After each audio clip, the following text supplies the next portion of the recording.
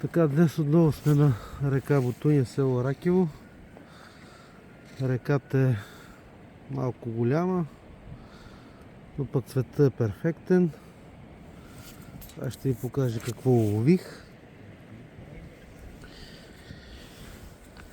И не е нещо, кой знае какво, но много труден риболов.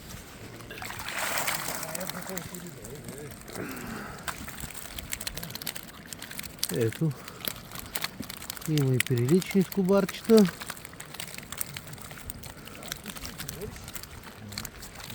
Ето сега всичко си отива в водата.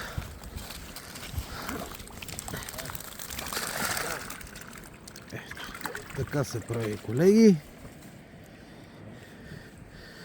Утре като дойдем пак да има.